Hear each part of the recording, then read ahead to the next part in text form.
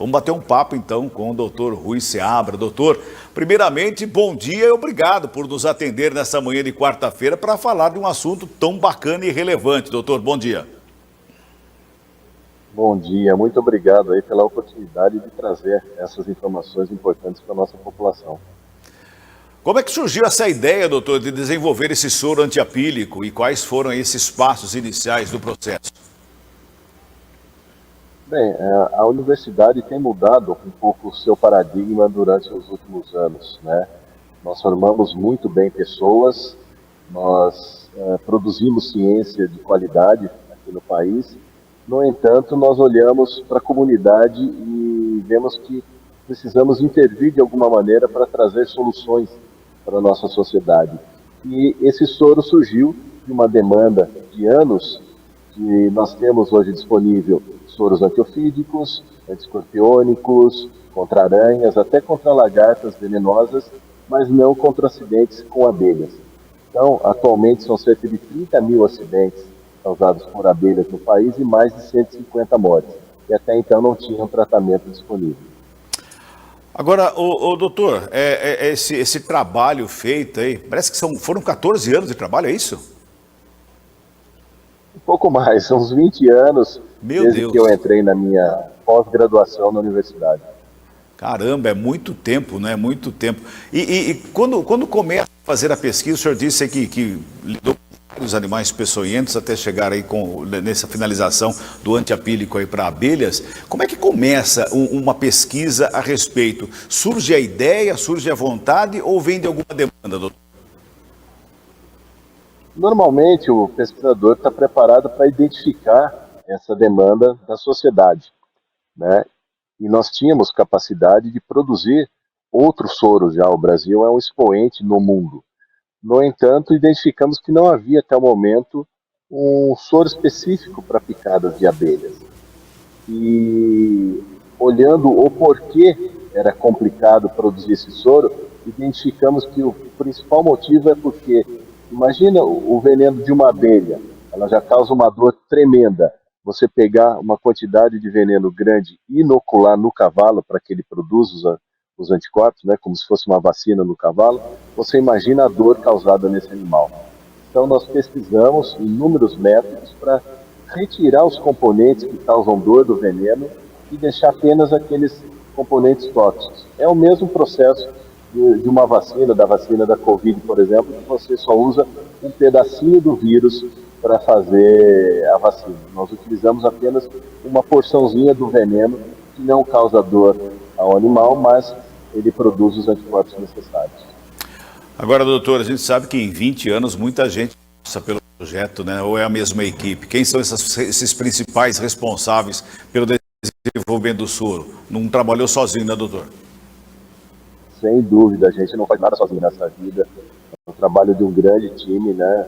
Muitos, como você disse, passaram, muitos ainda continuam para as fases posteriores.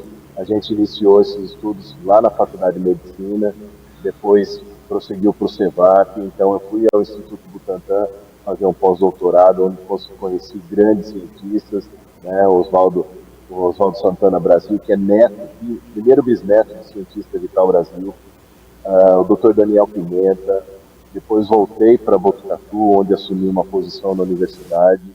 Conheci todo o pessoal do Instituto Vital Brasil no Rio de Janeiro, fundado por Vital Brasil, e ali a gente começou as pesquisas para produzir os lotes a serem testados. Aí se juntou outro grande pesquisador brasileiro, o Dr. Benedito Barra Vieira, que conduziu todo o estudo clínico, o Dr. Alexandre Naime, que foi o pesquisador principal, e a gente já testou esse soro em 20 pacientes, com segurança, com muito sucesso e prontos para a próxima fase. Agora, esse soro antiapílico, doutor, ele, pelo menos no release que nós recebemos, diz que ele é contra abelhas africanizadas. É só para esse tipo de abelhas ou ele ainda pode ser usado para outro tipo de picada de abelha? Bom, não sei se a maioria das pessoas sabe, mas essas abelhas, elas foram introduzidas no Brasil em 1957 no município de Rio Claro, quando um pesquisador trouxe algumas abelhas africanas para cá, para o Brasil. Elas escaparam e cruzaram com os zangões das abelhas europeias que aqui tinham. que não eram agressivas. E isso começou uma migração durante os últimos 30 anos por todo o continente americano. Então essas abelhas, chamadas africanizadas, nós temos elas em todo o continente americano e esse soro pode ser usado para acidentes com essas abelhas.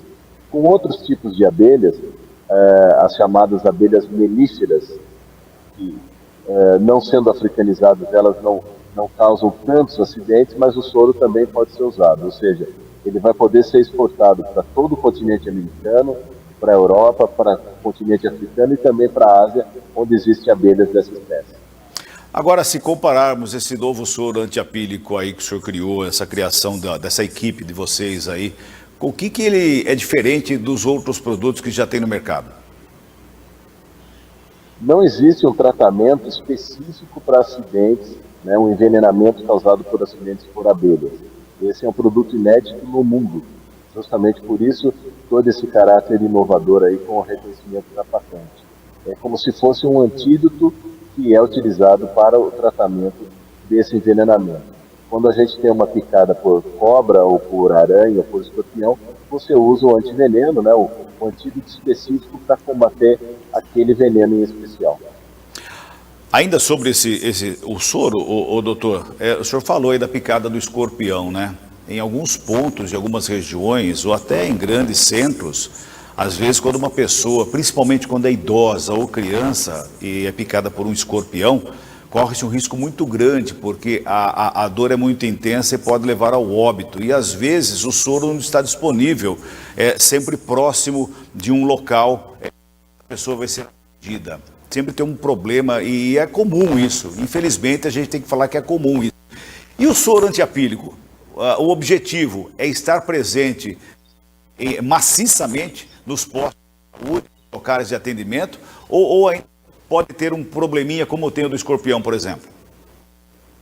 Essa é uma informação bastante importante e para esclarecer para a sociedade que todos os soros hoje são disponibilizados pela rede SUS. No entanto, eles não estão em todos os municípios, né, dos 5.500 municípios brasileiros, eles encontram-se disponíveis hoje em mais de 3.000 municípios. Isso porque eles têm que estar disponíveis naqueles hospitais onde você tem uma mínima estrutura para o tratamento desse acidente, caso ele venha a agravar. Então, o que acontece no caso de um acidente, a mãe ou o pai ou o próprio paciente procura um serviço de saúde e não tem o soro naquele local. Então ele demora um tempo para ele até se deslocar até um outro local e assim receber o tratamento apropriado.